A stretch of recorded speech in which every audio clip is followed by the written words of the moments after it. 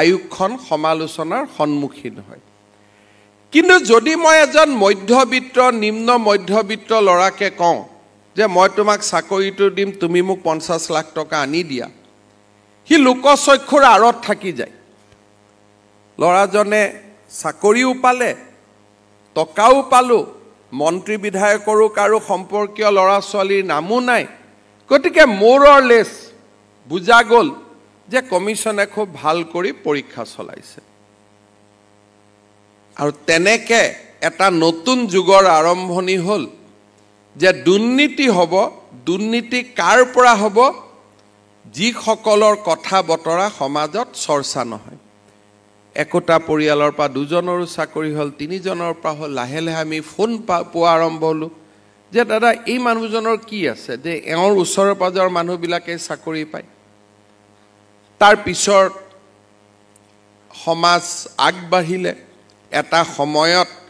আমি সকলোৱে লোকসেৱা আয়োগৰ চাকৰি কেনেকৈ হয় কি ধৰণে হয় আমি অনুভৱ কৰিলোঁ আৰু লাহে লাহে গোটেই প্ৰতিশ্ৰুতি সমাজৰ সন্মুখলৈকে আহিল 91 চনৰ পৰা ধাৰাবাহিকভাৱে আৰম্ভ হোৱা এই ঘটনা 2014-15 ইমানটো বেটছলৈকে নিৰন্তৰভাৱে চলি থাকিল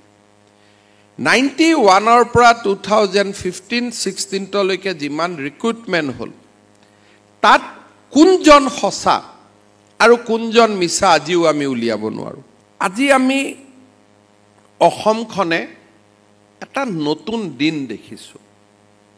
আজি কোনে চাকৰি পাইছে মই নিজেও নাজানো কোনো মোৰ ওচৰত কাকো কবৰ কাৰণে এজন ক্যান্ডিডেটও ইয়াত থকা আহা নাই ইমান ডাঙৰ নিযুক্তি এটা পৰীক্ষা হৈ গল মুখ্যমন্ত্ৰীয়ে গমেই নাপালে কাৰ লৰা ছোৱালীয়ে চাকৰি পাইছে তাৰ কাৰণটো হল যে আজি যুৱক যুৱতী সকলে এইটো কথা মানি ললে ফাইনেলি যে অসমত চাকৰিত নেপোটিজিমো নহয় কৰাপশনো নহয় এই কথাটো আজি মানুহে মানি লল আৰু তাৰ উদাহৰণ আপোনালোক এতিয়া যদি মই কাৰোবাৰ দেউতাক মাকৰ নাম শুনো হয়তো মই জানিমু চাকৰি কৰা যেতিয়া লক পাম তেতিয়া মই আপোনালোকক খুদি মা তোমাৰ নাম কি বাবা তোমাৰ নাম কি দেউতা মাই কোন কৰে হয়তো মোৰ চিনা জানা মানুহ বহুতেই ওলাব মই ইমান আজি 55 ইয়াৰ্ছৰ 10 বছৰ বাদ দি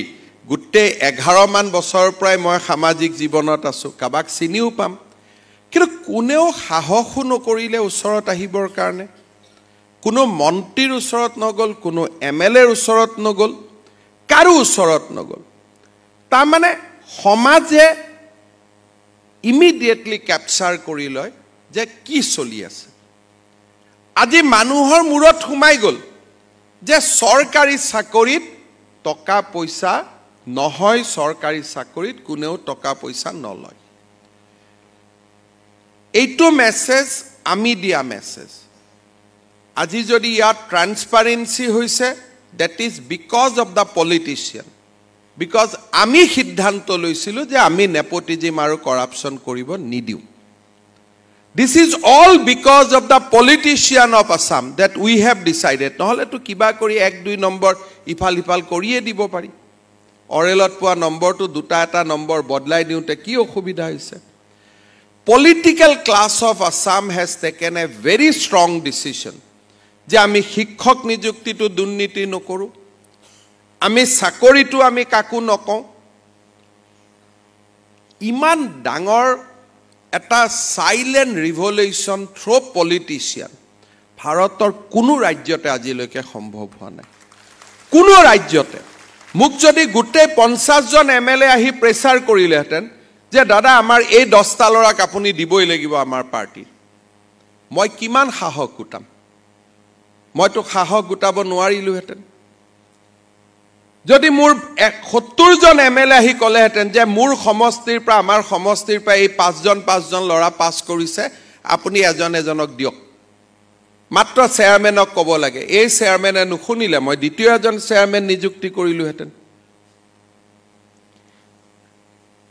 কোনো অসুবিধা নাছিলে কাৰণ মাত্ৰ 2টা বছৰহে এজন চেয়াৰমেন থাকে